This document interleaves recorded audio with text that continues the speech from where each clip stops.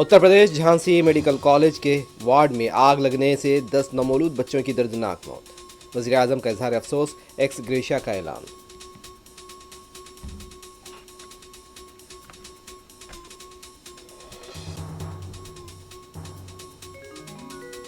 वज़ीर आला Yogi Adityanath BJP leader की इयादत के लिए हॉस्पिटल पहुंचे। हॉस्पिटल वाक़े की तहकीकात कराई जाएगी। नायब वज़ीर आला ब्रजेश पाठक की मीडिया से बातचीत।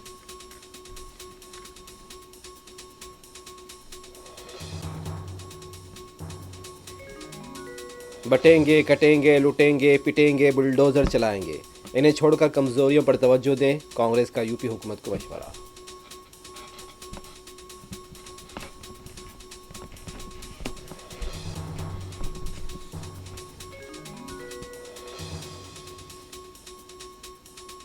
मणिपुर में खातून के बशमूल 3 लाशें दस्तियाब। अगवा के बाद कत्ल का शुबा, कुकी मिलिटेंट्स पर शुबा।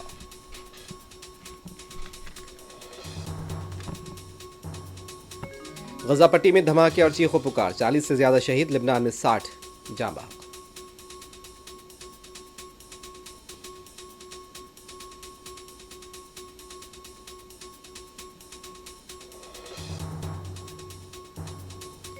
यूरोपीय यूनियन के वज़राए खारजा का 18 नवंबर को इजलास, इसराइल पर पाबंदियों से मुताल्लिक़ हो सकता है गौर।